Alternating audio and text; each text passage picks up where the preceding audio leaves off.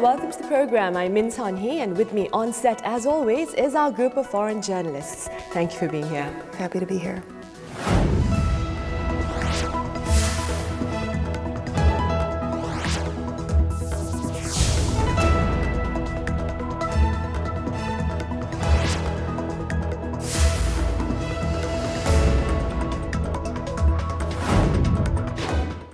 It was an eventful week here in Korea. What were some of the stories, Frank, that caught your attention? Well, for me, I covered the Persian New Year. It's called Nowruz, and there was a gathering of about 500 Iranians. There are about 1,500 Iranians that live here in South Korea. They had a celebration of Nowruz at a wedding hall in the city. The thing that impressed me was that they had a poetry reading, and they had a chain poem where you take the last letter of the previous poem, and the next person has to start their poem that they're reciting using that last letter. And there were half a dozen people on stage doing this for like 20 minutes. It showed me the depth of Iranian literary culture, and it's nice to learn something new when you cover a story, especially about the country for which you work. So it was really interesting. Right. What about you, Lise? Well, we're covering the ongoing criminal side of the political corruption scandal going on in Korea, the fate of the former president, Park Geun-hye.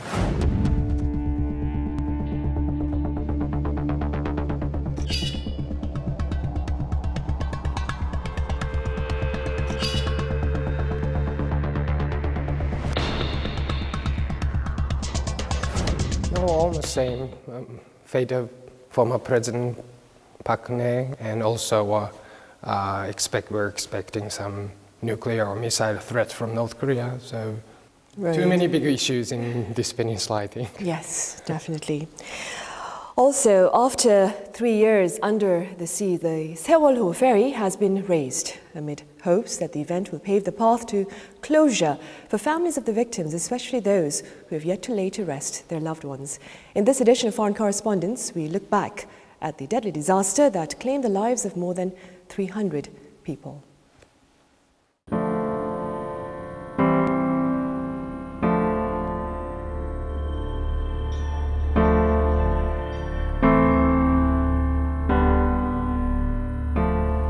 Receiving nationwide attention, the sunken Sewolho ferry was raised above surface for the first time in 1,073 days.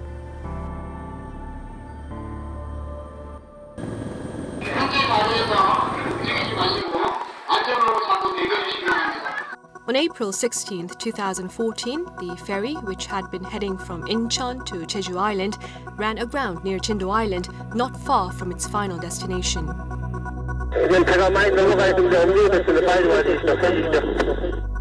After the initial call for help, 172 out of the 476 passengers made it off the ferry alive. 3 hours later, by 11:50 a.m., the ship had sunk. Not one person was rescued after the vessel went under. The disaster left 295 people dead and 9 missing. As the entire country mourned the loss, many criticized the government for its poor rescue operation that missed key opportunities. Former President Park Geun-hye assigned blame to the Coast Guards and announced the government would dissolve the agency. 해경의 구조 업무가 사실상 실패한 것입니다. 그래서 고심 끝에 해경을 해체하기로 결론을 내렸습니다. In addition, 154 people directly or indirectly tied to the Sewolho disaster were sent to prison. The captain of the vessel, Lee Jun-seok, received a life sentence in November 2015 in recognition of the murder charges against him. 정말 죄송하고 면목이 없습니다. 뭐라고 말씀드릴 수 없습니다. Much effort was also made to uncover what had caused the ship to sink, with lawmakers passing a special Sewol-ho ferry act on November 7, 2014 at the National Assembly. But progress on the salvage operation, which was what the victims' families were most hoping for, was painfully slow. 해양수산부는 3사 일주기 이전에 온전한 세월호 선체 인양을 공식 선언하고 구체적인 추진 일정 등을 당장 발표하라. After endless demands from the families, the government decided in April 2015 to raise the vessel. 중앙재난안전대책본부 회의에서 세월호 선체를 인양하기로 최종 결정하였습니다. But weather conditions and technical issues were continually cited, delaying the salvage operation. After waiting another 2 years, the Sewol-ho ferry was finally raised in March. The ferry disaster remains a painful memory. What lies ahead is the challenge of piecing together the truth from the ship wreckage to understand what caused the tragic accident.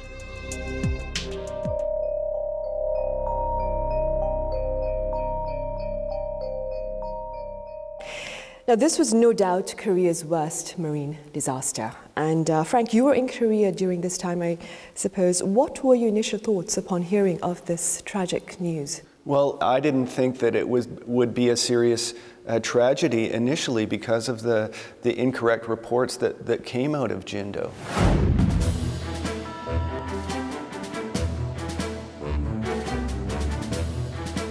At the time, I was contacted by Press TV to do some commentary on it. The whole country was absorbed with that story and felt a kind of, I think, pain when these details started to emerge over the following days.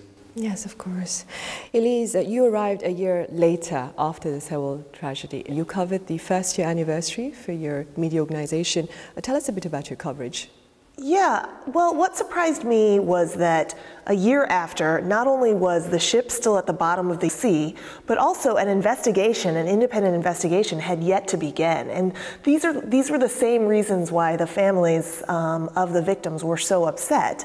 You know, you watch other maritime disasters in other places. There was a riverboat that turned over in probably the same year, I believe, in China, and they got that boat out of the ocean or the river within the next week. And so the notion that there was still this question of what exactly what happened and what was the cause, and then these bodies that were missing, 9 bodies that were still missing, and families who were unable to bury their dead, was really the focus of the first anniversary. Right. Koichi, the ferry Sewolho was built in Japan. It was used there for about 8 years before being purchased by Chung Haejin Marine Company in 2012 and then crudely modified, of course. I'm sure the Japanese coverage of the event was also quite extensive. What was the focus of your coverage? Well, first of all, it was massively covered. So all the headline TV and newspaper went on like almost 2 weeks. And even my newspaper sent 3 reporters, including me. The point is not about where it was built.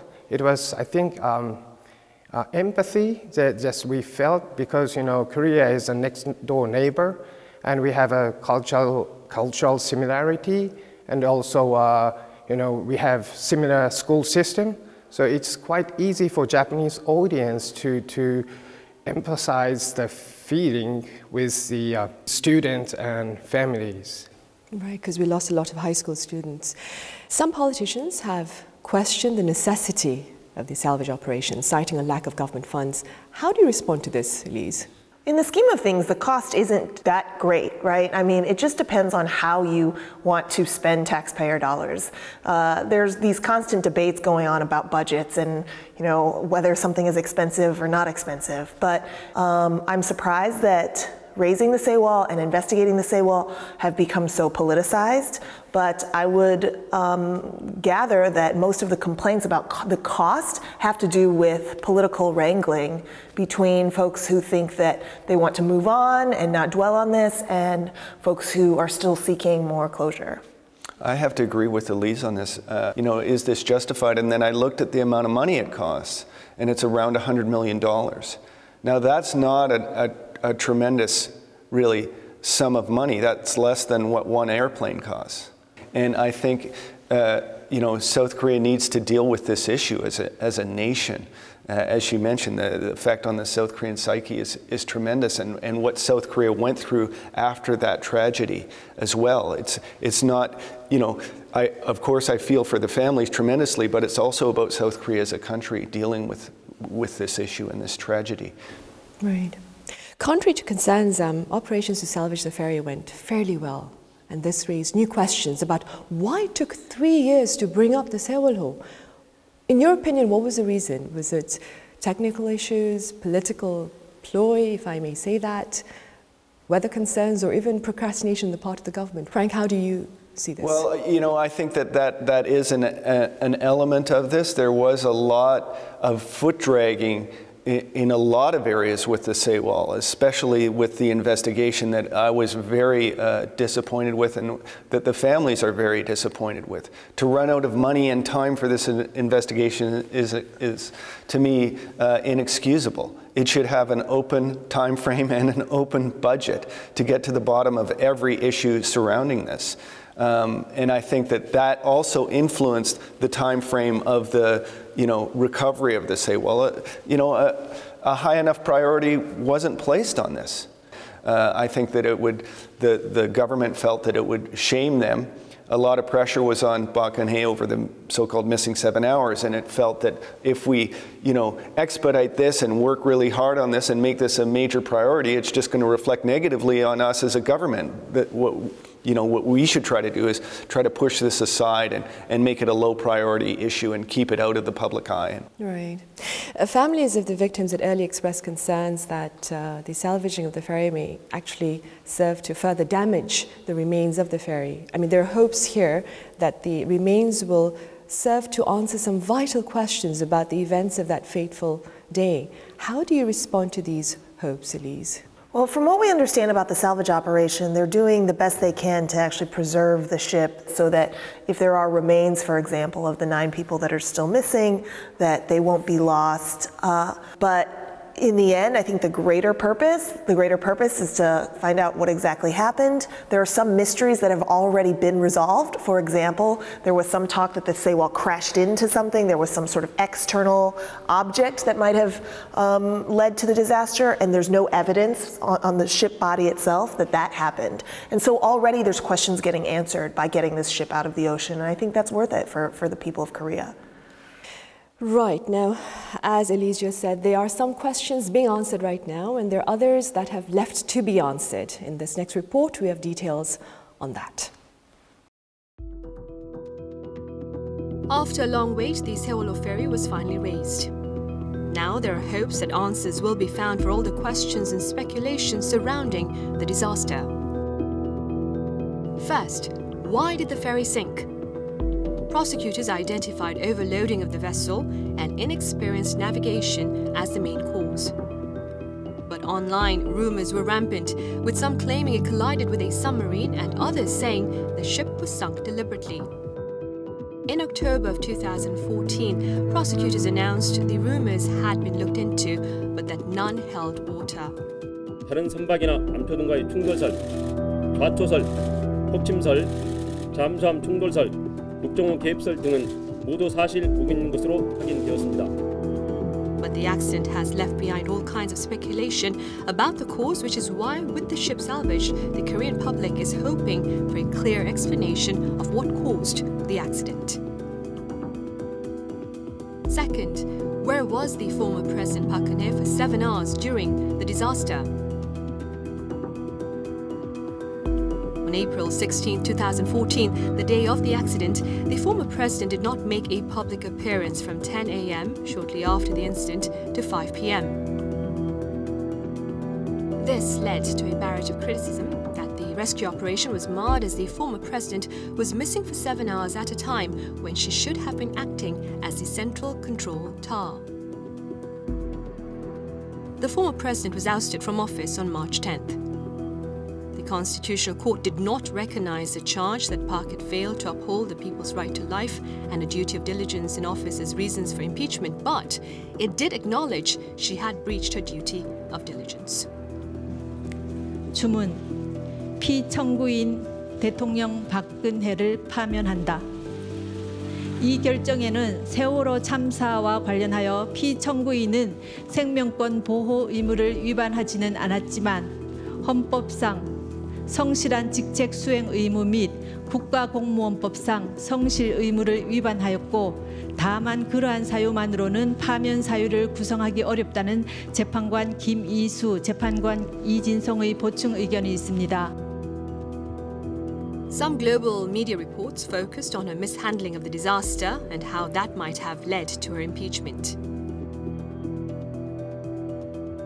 After 3 years underwater, the Sewol-ho ferry has been raised and relocated so that now the truth behind it can be unveiled. Korea has seen its fair share of tragic events, and yet the Sewol-ho ferry disaster remains an especially painful memory. Why do you think this is so, Koichi? I think there are two aspects on this, and one is about, because most of the victims are high school students, they were young, so we have a strong feeling on that, and them and their family. And second aspect is, it seems to me that this tragedy was avoidable if the captain of the ship was more, had a sense of responsibility, and maritime security officer acted more cautiously. So that is the biggest reason, I think. Right. Also the fact that the children were asked to stay put. They were so vulnerable while the crew left the ship, well, deserted the ship, that is. Some politicians have claimed that the Sewol disaster stands as compelling proof of the former Park Geun-hye administration's incompetence. To what extent is the former leader responsible for this disaster, do you think? That's where I think that the criticism of Park Geun-hye maybe goes a little bit too far. She didn't handle this well in terms of public relations, in that she was missing and didn't immediately seem to be responding to the incident. But I also do not think that she could have been out on the ocean personally in life rafts rescuing kids, right? I think the Sewol incident really highlights is the lack of regulation and enforcement of regulation in advance, which can be attributed to the government.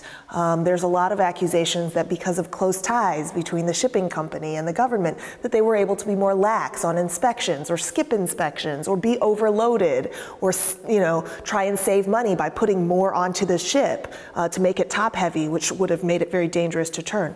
So all of these things are actually the big systemic issues that would be tied to anything in any country that is considered advanced. And I think what Sewol showed was that there was a huge lack of regulation and a lack of enforcement of regulation to keep people safe. Right. I agree with Elise. She couldn't have saved people directly from the ship. However, she could have been a stronger motivation to those people responding to this disaster, and she could have done a much better job, certainly, of reassuring the nation that everything was being done to prevent the loss of life. And she didn't do that, and that needs to be investigated and needs to be divulged to the Korean public just what went on. I agree with the Constitutional Court's ruling that this shouldn't have been an issue for them, in terms of her impeachment. However, it should be something that is eventually divulged and understood in the wider spectrum. Right. The Japanese media covered her missing 7 hours as well, right? What was the focus of your coverage? Well, it diverged with other newspaper, but my personal opinion is same as her, that there is so little time and so little information in the morning of that day, so it's hard to blame her for the outcome of this accident. But also, the Korean people can check the qualification of President Park Geun-hye as a leader at the time of emergency. It was obvious that she didn't act as quickly as possible, and she didn't even go to the office. So it's fair for Korean people to criticize her. She is not well qualified. Right. The Sewolho tragedy also triggered various rumors, and some of these rumors, of course, have been put to rest, as Elise mentioned earlier, because we've realized that there was no external contact with the ferry. But others, including tales that the National Intelligence Service was involved, has also surfaced, have also been there. What are your thoughts on this, Frank? Why so many rumors? We can talk about the Park Geun-hye impeachment and the missing 7 hours. There were a whole bunch of rumors about what she was doing during that period. Was she engaging in a shamanistic cult ritual? Was she having an affair with somebody? And I think with an event of this size and the amount of information that is trickling in, you can pick just one little bit of information and then expand on that and make it into some type of conspiracy when really it's not. I mean, news always abhors a vacuum. So anytime there is a vacuum of information, in this case, the government did not provide very much. And then when they did provide information, it was wrong, right? It was that the children were saved. And so when there is a vacuum that's created, then the tendency of all people in any culture is to fill that vacuum with rumor and hearsay and evidence that's uncorroborated. And so that's definitely what happened here. But the culture of Korean media is that it's okay to report things without sourcing them or verifying them over, with actual names, right? So that allows for these lines that I read in newspapers like, it was said, or reportedly, a lot of these sorts of phrases that allow for you to get out of actually having proof that something happened or didn't happen. I totally agree, but also I'd like to mention that, it was not the particular case in Korea because, the fake news is current buzzwords in all over the world, so same in Japan, even during the presidential election countries, in the US, yes, fake news is I completely agree with Koichi, and you use the term unwittingly. I don't think it's unwittingly, I think it's wittingly. They know what they're doing when they, a lot of media know what they're doing when they produce so-called fake news, and they do it for their own benefit at times. Oh dear. Elise, what do you think can the Korean public learn from this unfortunate incident? I think one is to be more vigilant about information, what the government is sort of telling you and whether to believe that. The other is to sort of to press for more safety, understanding, and regulation. But that needs to be somewhat demanded by the people, right? I talked to one professor on the anniversary who talked about how Korea went from an agrarian economy, a poor economy, to a very rich one in such a short amount of time that the country never went through adolescence. And those teenage years of a country are very necessary for when you add more checks and balances to a system, when there are things like this that happen that then cause you to say, hey, why isn't our air clean? How do we press for more enforcement of air quality? How do we press for more enforcement of maritime safety? And so those years were sort of lost in Korea because the economic advancement was so fast. And so I think it's worth re-examining that in light of what happened with the Sewol. I completely agree with Elise. I think it would be a mistake to suggest that the Sewol was a one-off. That it was just that one event, and if we correct that, then South Korean society will be safe. I don't think it's an institutional issue either of the maritime organization. South Korean society and its infrastructure is actually quite dangerous. If you look at, road transportation, for example, South Korean roads are about double as dangerous as anywhere in the OECD. So this is an issue that needs to be addressed across the board in terms of public safety. We had a rather sobering discussion today, and before we go, perhaps a few words on what you thought about today's discussion. Koichi, we'll start with you because it was your first time today here. It was very interesting talk, and also this reminds me of what happened in 3 years ago. Just still remember that when I get to the Chindo, I still had a high hope that there must be some more survivors, and then we had to witness the growing sense of despair among families, and it was very tough time for reporters too when we're covering that, and it reminded me of that. Yeah. Right. Elise, what about you? Yeah, it was an incredible tragedy, and it's crazy that 3 years have passed already. We're heading up on the 3-year anniversary of this.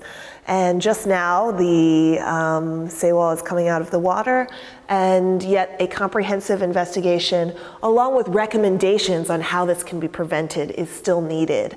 And I hope that for the family's sake and for the country's sake, that there can be another look at what happened and how it can be prevented.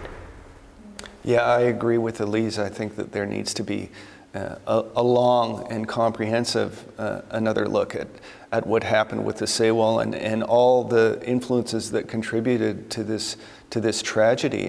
And when South Korea comes to a better understanding of what happened there, it can develop a greater degree of safety for society as a whole. Right. British poet T.S. Eliot's first words in his poem, The Wasteland, reads, "April is the cruelest month." And indeed, for families of the victims, April is a cruel month, a cruel reminder of the loss of loved ones. And one way perhaps of helping them to find closure is to help them find the truth about the events of that day. Thank you for watching.